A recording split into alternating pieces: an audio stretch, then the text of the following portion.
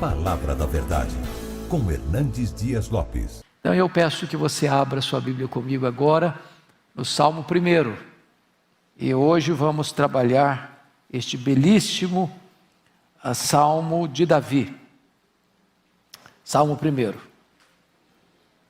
Mantendo a sua Bíblia aberta comigo nesta passagem. Está escrito o seguinte: bem-aventurado o homem que não anda no conselho dos ímpios, não se detém no caminho dos pecadores, nem se assenta na roda dos escarnecedores. Antes o seu prazer está na lei do Senhor, e na sua lei medita de dia e de noite. Ele é como uma árvore plantada junto a correntes de águas, que no devido tempo dá o seu fruto, e cuja folhagem não murcha, e tudo quanto ele faz será bem sucedido. Os ímpios não são assim, são porém como a palha que o vento dispersa. Por isso os perversos não prevalecerão no juízo, nem os pecadores na congregação dos justos. Pois o Senhor conhece o caminho dos justos, mas o caminho dos ímpios perecerá. Antes de entrarmos na exposição deste salmo, me permita fazer uma introdução ao livro de Salmos. Vocês todos sabem que Salmos é o livro mais longo, extenso da Bíblia. São 150 poemas, escritos num período de aproximadamente 1000 anos. Porque você tem Salmo de Moisés, como o Salmo 90, que viveu 1500 anos antes de Cristo. E você tem Salmos pós-cativeiro babilônico, que ocorreu aí no 5º século antes de Cristo, como o Salmo 126. O livro de Salmos, ele teve vários autores. Você tem Davi, você tem Asaf, você tem os filhos de Coré, né? Você tem Moisés, você tem Salomão, você tem Etã. E este livro, como o Pentateuco, os 5 livros da lei, ele também está dividido em 5 livros. Salmo 1 ou Salmo 41, o primeiro livro, todo ele basicamente de Davi. Depois você tem o segundo livro, 42 ao 72. Aí você tem autores variados. Depois você tem o terceiro livro, 73 a 89. Você tem o quarto livro, Salmo 90 ao 106. E você tem o quinto livro, Salmo 107 ao 150. Os salmos variam de estilo. Você tem salmos de louvor, você tem salmos de lamento, você tem salmos de penitência, você tem salmos imprecatórios e você tem salmos messiânicos. Então, é uma coletânea de poemas que foram agrupados num livro, e esse ajuntamento e esse agrupamento dos salmos provavelmente aconteceu no período pós-cativeiro babilônico. E temos então, portanto, este livro, que é, de certa forma, o inário do povo de Israel. Os salmos eram canções, eram poemas, eram orações, que eram cifradas, metrificadas e cantados. Os reformadores também fizeram isso, metrificar os salmos para cantar os salmos. Se toda a Bíblia fala a nós, os salmos também falam por nós. É possível que seja o livro mais lido da Bíblia. A maioria de nós ainda usa os salmos como literatura devocional, né? E muitas vezes você não apenas lê os salmos, mas você se insere neles a ponto de dizer: o salmista está falando por mim. Ele está traduzindo a minha voz, o meu sentimento, né? Então, com esta breve palavra introdutória, nós vamos considerar juntos o Salmo 1. Eu diria para vocês que o Salmo 1 é o prefácio do Saltério, é a introdução do Saltério, ele é a síntese do Saltério, porque este Salmo vai traçar de maneira eloquente um contraste entre a vida do justo e a vida do ímpio, a felicidade do justo e a ruína do ímpio, a estabilidade do justo, uma árvore plantada junto à corrente de águas, e a instabilidade e insegurança do ímpio, como uma palha. A produtividade do ímpio, ele é como uma árvore frutífera. O ímpio como uma palha seca levada ao vento, destinada ao fogo. O salmista não poderia ser mais gráfico, mais claro, mais nítido, mais eloquente do que foi no Salmo 1, nesse contraste entre dois homens, dois caminhos, dois destinos. É disso que esse Salmo 1 fala. Então vamos olhar aqui, primeiramente, a felicidade plena do justo. Versos 1 a 3. Diríamos nós que o Salmo 1, ele é uma espécie de paralelo ou muito semelhante ao próprio Sermão do Monte, que começa com a expressão bem-aventurados os humildes, bem-aventurados os mansos, e aí por diante. Ele começa também com a felicidade no seu frontispício. Bem-aventurado. E essa palavra bem-aventurado, tanto no hebraico quanto no grego, não é apenas feliz, mas é muito feliz. E os Salmos começam então dizendo que a felicidade é legítima. A felicidade é o cardápio de Deus na mesa do crente. Não é pecado buscar a felicidade, nem é pecado ser feliz. É preciso concordar com John Piper quando ele diz que o problema do homem não é a busca da felicidade, ela é legítima, mas é contentar-se com a felicidade pequena demais, terrena demais, limitada demais, quando Deus tem para nós a maior de todas as felicidades, de conhecê-lo, de amá-lo, de glorificá-lo, de fruí-lo. Então, vamos olhar aqui este mapa da felicidade. A felicidade plena do justo. Primeiramente, o justo é feliz por aquilo que ele evita. Olha o verso 1 comigo. Bem-aventurado o homem que não anda no conselho dos ímpios, não se detém no caminho dos pecadores, nem se assenta na roda dos escarnecedores. Então ele está tratando de 3 tipos de pecadores. O ímpio, o pecador e o escarnecedor. Ele está tratando de 3 tipos de pecados.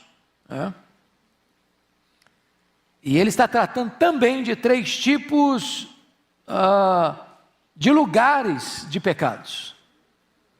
Então, com isso em mente, vamos dar uma olhadinha nesse texto aqui. Veja você que o texto está todo em ordem progressiva, ou ascendente ou descendente. Por exemplo, vamos pegar os verbos. No verso 1, andar, deter, se assentar.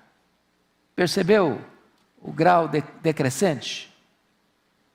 Andar é movimento, deter é parar, assentar é se acomodar. Agora vamos ver um outro grau aí de movimento. Os pecadores, ele começa ímpios, depois pecadores, depois escarnecedores. É outro grau. Depois você tem um terceiro grau, que é a forma do pecado. Começa com conselho, depois vem para caminho, depois vem para roda. Então note que, como num único versículo, o Davi tem o cuidado de mostrar a progressão do pecado. E ele diz: como é que você pode ser feliz? Primeiro, você é feliz quando você não adota o estilo de vida, a cosmovisão do ímpio. Bem-aventurado o homem que não anda no conselho dos ímpios. Conselho aqui é a cosmovisão, é o conjunto de normas, de regras que governam essa pessoa. É a maneira dele ver a vida, é a maneira dele enxergar a vida. O ímpio tem um caminho, ele tem uma cosmovisão, ele tem um conjunto de valores para ele, que não são os valores de Deus, que não são os princípios de Deus. Talvez o valor de levar vantagem em tudo, de aproveitar o máximo, de explorar o máximo, de beber todas as taças dos prazeres, de curtir a vida, de procurar a felicidade na riqueza, no poder, na fama, no sucesso, no sexo, nas aventuras. O ímpio tem essa maneira de olhar para a vida e dizer: a felicidade está aqui, a felicidade está ali, a felicidade está acolá. Beba todas as taças, não se reprima, aproveite. Ele está dizendo: você quer ser feliz? Não entre nesses conselhos. Não siga esses conselhos. Se você for acolher esses conselhos, que o mundo acha legal, que o mundo gosta, que o mundo aplaude, que o mundo aprova, você vai se arruinar, você vai quebrar a cabeça. Lá no final, tem um fel amargo. Então, o primeiro princípio da felicidade é esse: não ande no conselho dos ímpios. Mas ele diz além: bem-aventurado o homem que não anda no conselho dos ímpios, nem se detém no caminho dos pecadores. Então perceba você que a pessoa começa andando, depois ela olha, gosta, é atraída, é fisgada, e ela o quê?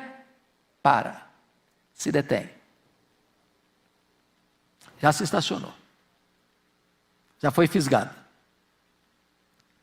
Vejam vocês que o mundo é o sistema, Então nós temos aqui três coisas: nós temos o mundo, o sistema, nós temos a carne, que é a nossa natureza pecaminosa, e você tem também um terceiro elemento aqui, que é o diabo. São os três elementos da nossa guerra. Então você está caminhando, o homem vê uma cena que o atrai, e aí ele é fisgado, a carne dele puxa para aquilo, a vontade da natureza adâmica puxa para aquilo, e o diabo, que é o espírito que atua nos filhos da desobediência, vai lá e risca fósforo na gasolina. O autor está dizendo o seguinte: você quer ser feliz? Não ande nesses conselhos, nesses valores. Vale tudo, pode tudo, nada tem nada a ver, a ditadura do relativismo. Cuidado para você não ser fisgado, porque se você parar nesse caminho, você escorrega, você vai para o chão, você cai. Mas ele avança um pouco mais e diz assim: bem-aventurado é o homem que não se assenta na roda dos escarnecedores. Bom, assentar-se à roda é muito mais do que deter. Você parou, você foi fisgado, você foi atraído, você foi puxado, você foi quase que arrastado pela sua natureza e pela tentação do maligno. Agora chegou o momento de capitulação. Agora ele não é alguém espectador que está olhando, agora ele é um deles. Ele se assentou à roda, ele faz parte do time, ele se agregou, ele se matriculou. Ele agora é um dos. E note que conselho do ímpio, vamos pegar agora as palavras, ímpio não tem nada a ver com uma pessoa imoral, depravada. O ímpio pode ser uma pessoa espetacular, gente boa, gente admirável, gente aplaudida. A palavra ímpio traz a ideia daquele que não leva Deus em conta. O cara é um ateu, mas é um grande cientista. Ele é um ateu, mas ele é um grande advogado, um grande médico, um grande engenheiro, um grande professor. Ele não leva os valores de Deus em conta, mas ele é aplaudido pela sociedade. Ele tem uma cosmovisão, ele tem um entendimento da vida, a lente dele enxerga a vida por outro ângulo.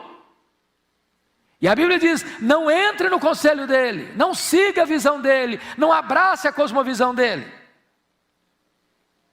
Agora, caminho do pecador. Pecador já é uma palavra que vai além de ímpio, avança um pouco mais. A palavra pecado é aquele que erra o alvo, é aquele que desobedece, é aquele que conscientemente e deliberadamente opta, escolhe o caminho largo, o caminho das facilidades, o caminho onde é proibido proibir, onde vale tudo. Você decide, você não deve se reprimir, você não deve negar a você nenhum prazer que o seu coração sedento de prazer deseja. Mas agora chegou o final da linha. Não se assenta na roda dos escarnecedores. Agora não é só não considerar Deus, não é só pecar deliberadamente, não. Agora é ver Deus e zombar dele, e fazer piada, e fazer motejo, e escarnecer. É aquela pessoa que perdeu por completo a referência de vergonha, de sentir-se constrangido em falar as coisas mais horríveis, em praticar à luz do sol as coisas mais vergonhosas. Ela perdeu por completo o pudor, a vergonha, está escarnecendo. Agora preste atenção, nunca ninguém começa a caminhada da vida já escarnecendo. Não, primeiro você anda no conselho, depois você se detém no caminho dos pecadores, só então você se assenta à roda dos escarnecedores. Você quer ser feliz? Fuja disso. Você é feliz por aquilo que você evita. Tem caminho que você não pode andar, tem lugar que você não pode frequentar, tem conselho que você não pode ouvir, tem roda que você dela não pode fazer parte. Se você quer ser feliz, se você é justo. Essa é a primeira orientação do salmista. Mas em segundo lugar, veja você comigo que você pode ser feliz não só por aquilo que você evita, esse é o lado negativo. Mas agora vamos ao lado positivo. Você é feliz por aquilo que você faz. Olha o verso 2 comigo. Antes o seu prazer está na lei do Senhor, e na sua lei medita de dia e de noite. Então, a vida cristã não é só o lado negativo, não faz. Ser cristão não é só ter um não na testa. Agora tem um lado positivo, agora é o que você faz. Você não tem prazer no conselho dos ímpios, você não tem prazer no caminho dos pecadores, você não tem prazer na roda dos escarnecedores. Antes, o seu prazer está na lei do Senhor. E lei do Senhor aqui não é só a Torá, não é só o Pentateuco. Lei do Senhor é uma expressão que o Salmo 119 usa 8 expressões diferentes para mostrar toda a palavra de Deus. Seu prazer está na lei do Senhor. Seu prazer está na palavra de Deus. E o que você faz com essa palavra? Você medita nela de dia e de noite. E meditar de dia e de noite, gente, não é que você não vai trabalhar mais. Não é que você está lá na sua empresa, você é empregado, e está lá e você está enrolado no seu serviço, com a boa justificativa. Bom, gente, eu estou enrolando meu serviço aqui porque eu estou obedecendo uma ordem de Deus. Tem que meditar de dia e de noite. Não é isso não. Faz favor de trabalhar direitinho, de não roubar o tempo do seu patrão, de não tomar o tempo da sua empresa. Mas o que é meditar de dia e de noite? Preste atenção que ele usou a palavra meditar. Não sei se vocês estão atentos para isso, mas o boi tem 2 estômagos. Se você tem familiaridade com a vida rural, o boi pasta, depois ele para. Ou ele deita. E aí ele vai tirar aquilo que estava lá no estômago depositado e vai ruminar, mastigar, degustar, saborear. Então você lê a Bíblia, mas você não pode ler assim, en passant, só não. Tem gente que eu li a Bíblia 30 vezes, mas passou assim, não parou, não concentrou, não digeriu, não aplicou, não perguntou o que tem a ver comigo, como é que eu vivo isso, como é que eu aplico isso. Irmãos, tem hora que não dá para você correr para pegar a sua Bíblia. Tem hora que você não dá para ligar para o pastor, como é que é aquela passagem mesmo, onde está mesmo, como é que é? Não, você está aí no fronte da batalha, você está aí no aceso da luta, você está aí na tábua da beirada da tentação. Quando Jesus enfrenta o diabo lá no monte, está escrito, a palavra está na sua mente, a palavra está no seu coração, a palavra está nos seus lábios. Essa é a ideia que você leu a Bíblia e estudou a Bíblia e você diz agora eu vou reter isso, eu vou meditar nisso, eu vou pensar como isso aplica na minha vida, e de repente a Bíblia está governando a sua maneira de pensar, de sentir, de falar, de agir, de reagir. E ele está dizendo, você quer ser feliz? Então fuja daquilo lá, comece aqui, tenha seu prazer na lei do Senhor. Irmãos, uma palavra muito preciosa aí, ter o prazer. Eu pergunto a você, que valor a Bíblia tem na sua vida? Olha, gente, eu não sei quanto a vocês, mas eu acho que se tirasse a Bíblia de mim, tiraria minha vida, meu fôlego, meu oxigênio. O salmista não foi retórico quando disse o seguinte: a tua palavra é mais preciosa do que muito ouro depurado, e ela é mais doce do que o mel e o destilar dos favos. A Bíblia não é um livro mágico, a Bíblia não é um livro místico, a Bíblia não é um livro para você abrir no Salmo 91 e botar na sua sala para espantar demônio, para ser um amuleto, uma ferradura atrás da porta. A Bíblia é um livro para você ler, para você entender, para você meditar, para você degustar, para você aplicar, para formatar a sua cosmovisão, para você pensar biblicamente, para você falar biblicamente, para você agir biblicamente, para você reagir biblicamente. Se você fizer isso, você vai ser feliz.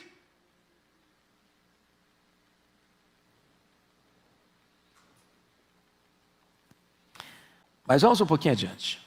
Como é que você vai ser feliz? Primeiro, você é feliz por aquilo que você evita. Segundo, você é feliz por aquilo que você faz. Mas agora, em terceiro lugar, o salmista diz que você é feliz por quem você é.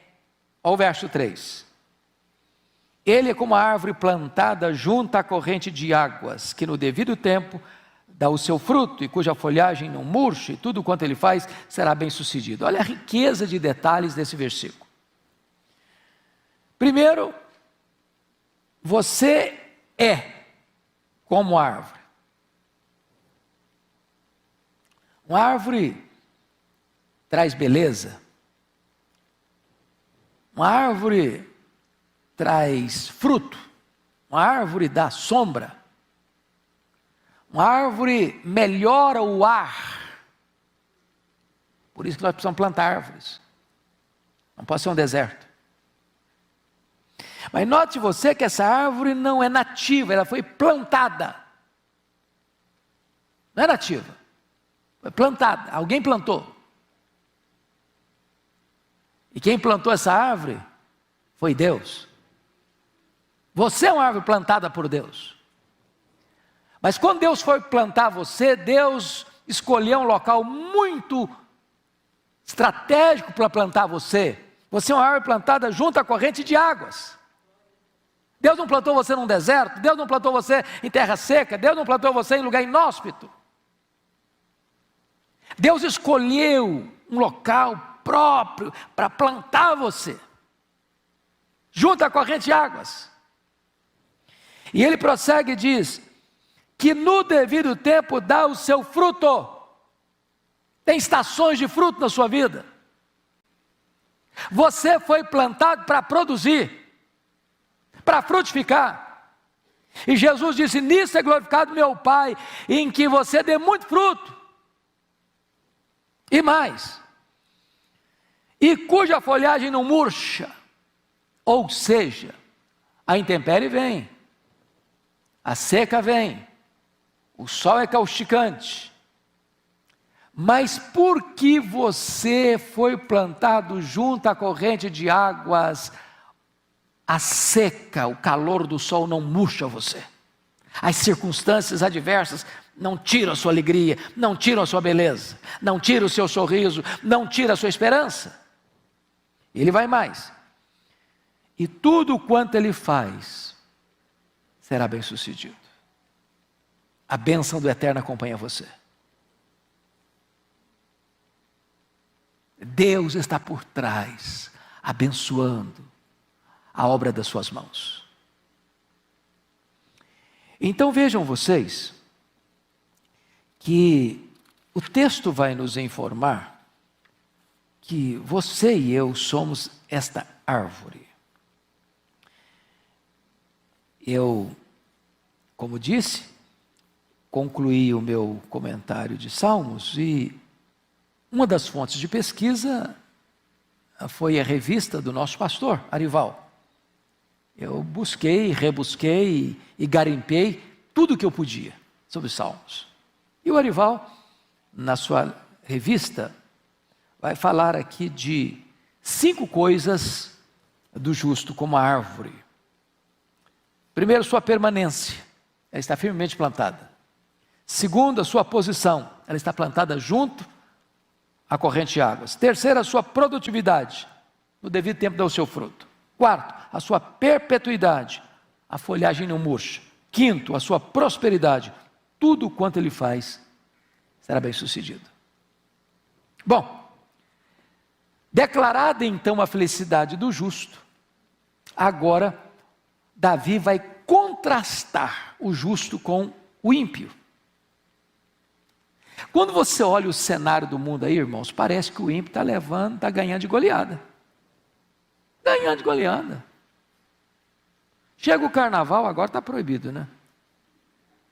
4 dias, pulando e dançando atrás de um trio elétrico, bebendo todas.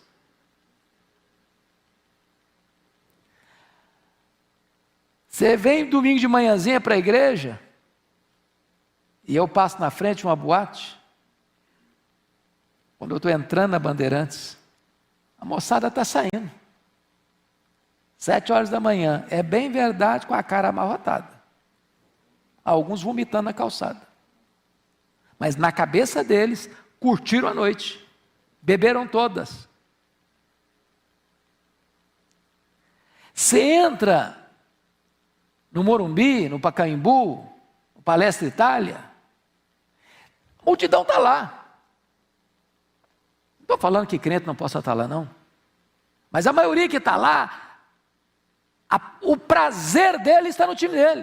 Ele está feliz ou está triste, ganhou, está alegre, perdeu também a alegria.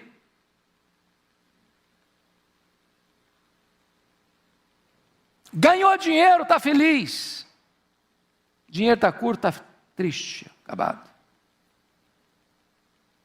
Ele vai contrastar então a alegria permanente do cristão, do justo, com esta infelicidade do ímpio. Então vamos ver o que vai acontecer aqui. Olha o versículo 4. Ele diz assim: os ímpios não são assim. Assim como? Como a árvore frutífera. São, porém, como a palha que o vento dispersa. Não poderia ter um contraste mais gritante do que este. Contraste de uma árvore plantada junto à fonte, que no devido tempo dá o seu fruto, a folhagem não murcha, tudo quanto ele faz é bem sucedido, como a palha que o vento dispersa. Ele contrasta a estabilidade da árvore com a leveza, sem raiz, da palha. Ele contrasta o verdor da árvore que não murcha a folha com a palha seca. Ele contrasta os frutos da árvore doces ao paladar e nutritivos com a palha seca, que não alimenta nada e nem ninguém. Ele contrasta o bem-sucedido do justo com a palha que está voando para o fogo e destruição. O mundo aí fora pensa que nós somos quadrados. Pensa que nós estamos por fora. Que a vida está pulsando do lado de lá. O mundo pensa como o pródigo que chegou para o pai e disse: pai, o negócio é o seguinte, essa casa está chata demais, esse negócio de ficar aqui não está com nada, a vida está pulsando do outro lado, e é para lá que eu quero ir, e tem uma coisa, e eu quero a minha herança, e eu sei que eu só posso ter direito para o senhor morrer, mas no meu coração o senhor já morreu, então o senhor me dá logo, porque eu quero é curtir a vida.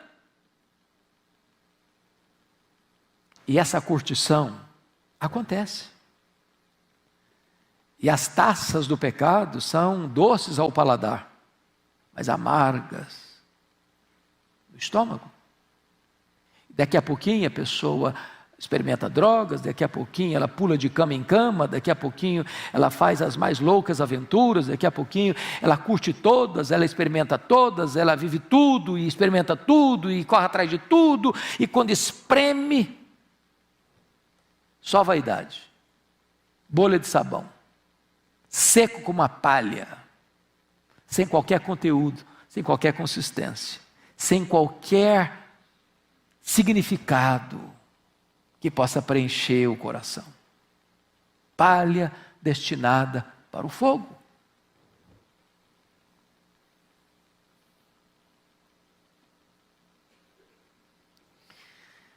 Quando o vento bate numa árvore, ela vai lá e ela vem cá e ela continua firme. Mas quando o vento bate numa palha, ela é dispersada. A ideia aqui, irmãos, do verso 4, é a ideia bem da agricultura. Eu não sei se você já viu essa experiência. Você vai pegar, por exemplo, o café, né? Hoje a agricultura está muito desenvolvida, mas lá atrás, na coisa mais assim elementar, o agricultor vai lá e derriça o café, cai no chão, ele limpa o chão, derriça o café com palha e tudo, com terra e tudo, faz os montes, aí vem o camarada que é o abanador, aí bota a peneira, joga tudo para dentro da peneira, terra, palha, café, e ele joga para o alto, a palha dispersa, o grão fica, joga de novo, a moinha vai embora, e o café fica. No final, você olha na peneira, só tem grão, só tem fruto, a palha foi embora, foi dispersa. O ímpio é assim, o grão fica, a palha vai embora, destinada para o fogo.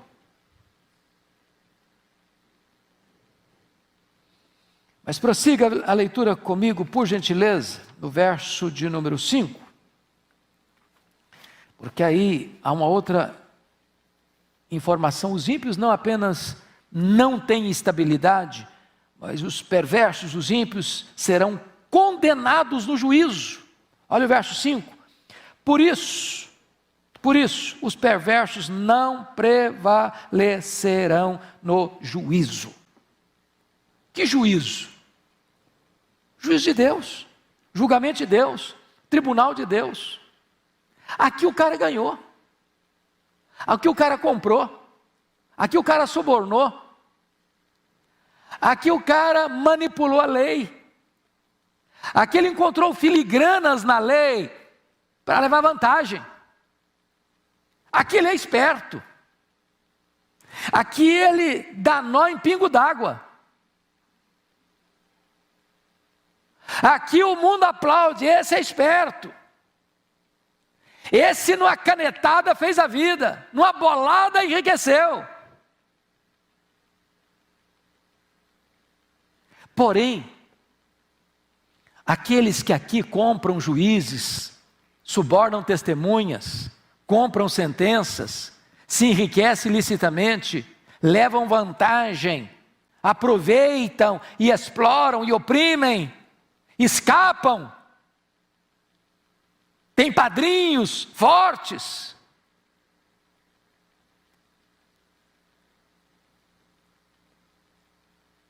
São tidos como os tais nos egrégios tribunais e escapam, apesar de seus crimes, terão que encarar o justo tribunal de Deus. E lá não vai ter suborno. E lá não vai ter jeitinho. E lá não se compra testemunha. E lá o juiz não se vende. E lá o critério é a verdade e a justiça. E lá o ímpio vai estar encrencado. Ele não prevalecerá. Não prevalecerá. Não prevalecer, sabe o que significa? Lá ele vai ser o quê? Condenado. O fim do ímpio é condenação. Quando o Senhor, reto juiz, vai dizer: apartai-vos de mim, malditos, vós os que praticais a iniquidade, eu nunca vos conheci. Esse é o destino do ímpio. Terceiro lugar, os pecadores não apenas não têm estabilidade, não apenas serão condenados no juízo, mas em terceiro lugar, os pecadores serão banidos da congregação dos justos. Olha o versículo 5b, nem os pecadores na congregação dos justos. Os perversos não prevalecerão no juízo, nem os pecadores na congregação dos justos. O que ele está dizendo? O que ele está dizendo é o seguinte: agora, aqui, debaixo do sol, justos e ímpios estão misturados. Nem você nem eu temos crivo suficientemente fino para distinguir claramente um do outro. Tem joio, tem trigo. Tem bode, tem ovelha. Tem ovelha, tem lobo. Aqui estão misturados. Aqui tem lobo que veste pele de ovelha e se disfarça. Aqui tem falso mestre, tem falso profeta, tem falso apóstolo, tem falso crente. Se disfarça. Aqui Judas é apóstolo. Aqui Ananias e Safira são beneméritos. Mas naquele grande dia, diz a Escritura, que os pecadores serão banidos da congregação dos justos. Aqui a terra não vai ser purgada do joio, mas no dia do juízo, joio é joio, trigo é trigo.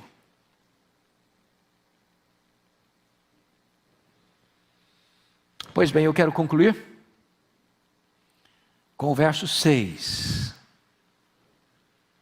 Porque o verso 6, eu chamo a sua atenção para isso, ele é a conclusão desse salmo. Conclusão. O que está escrito aí? Pois o Senhor conhece o caminho dos justos, mas o caminho dos ímpios perecerá. 2 homens, 2 caminhos, 2 destinos.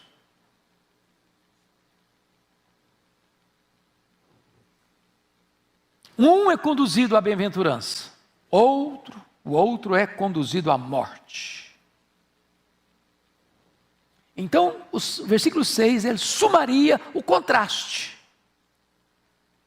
dos 5 primeiros versículos. Quando a Bíblia diz que o Senhor conhece o caminho dos justos, a palavra conhecer, tanto no hebraico quanto no grego, vai muito além de ser informado acerca de. Não é conhecimento teórico apenas. Este é um conhecimento experimental. Deus tem um íntimo relacionamento e conhecimento e experiência com o caminho do justo. O caminho do justo é uma estrada estreita, claro, mas conduz à glória. O caminho do ímpio é um caminho largo, espaçoso, trafegado por muita gente, mas conduz ao inferno.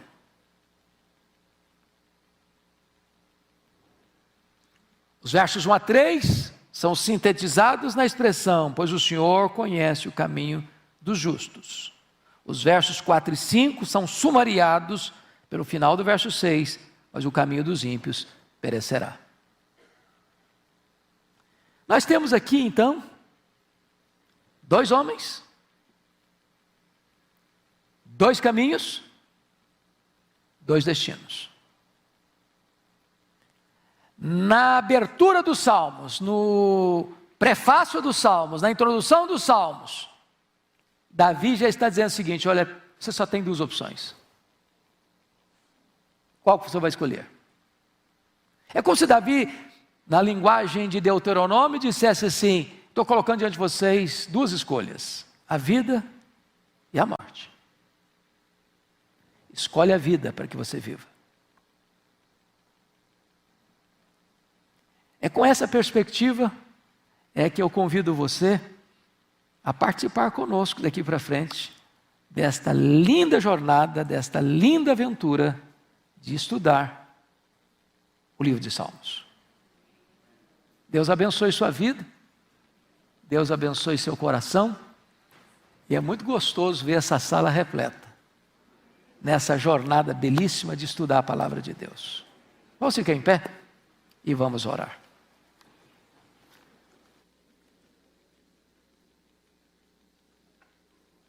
Senhor Deus, nós te adoramos, porque Tu és maravilhoso, Tu és o nosso Deus, Tu és a nossa fonte de prazer, de alegria, de deleite. Tu és o nosso Criador, Tu és o nosso provedor, Tu és o nosso Redentor, Tu és o nosso protetor, Tu és o nosso consolador, Tu és o nosso libertador, Tu és a razão da nossa vida.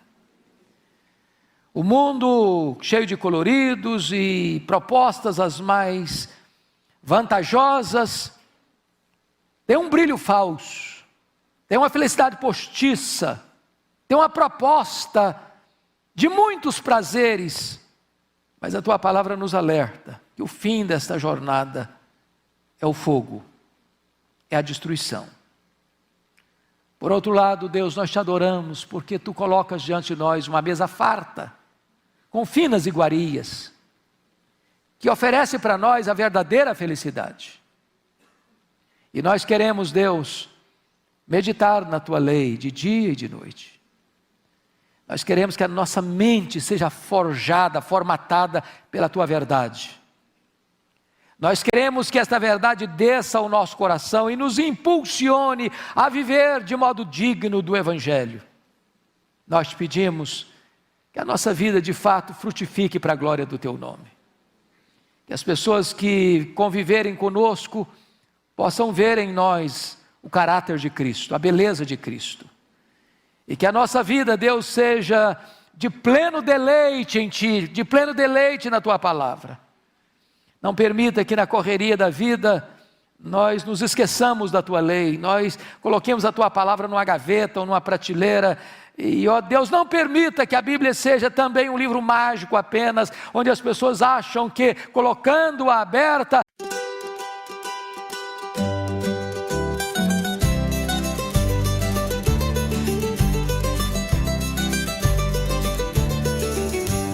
Cos'è questo amore che sento? È così strano che non ci credo. Cammino avanti e indietro, dal nulla sei entrata nel petto mio. Ogni passo mi porta a te, ogni sguardo mi brucia dentro. Sei un sogno che non va via e io non so più che fare. Corri che l'amore mi sfugge, prendilo tra le tue mani, fermati, lo sento nel cuore. Scappiamo via insieme a questo amore. Corri, corri, che scappa l'amore mio. Stringilo, tienilo, che vola via se non lo sai.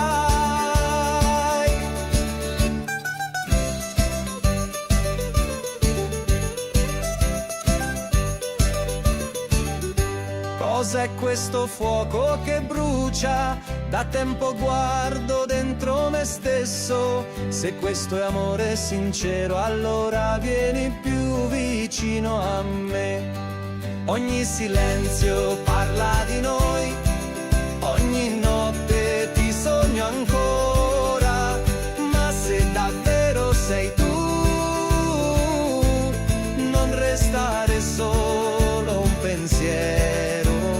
Corri che l'amore mi sfugge, prendilo tra le tue mani, fermati, lo sento nel cuore. Scappiamo via insieme a questo amore. Corri, corri, che scappa l'amore mio.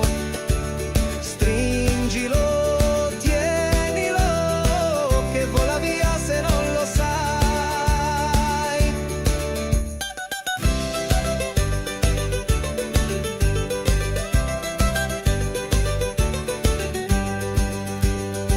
E se domani non ci vediamo, porta con te quello che siamo nel mio cuore. Hai già un posto, non lasciarlo mai più vuoto. Corri che l'amore mi sfugge, prendilo tra le tue mani, fermati, lo sento nel cuore. Scappiamo via insieme a questo amore. Corri amore, che il tempo ci guarda. Fermati adesso, o l'amore ci scappa.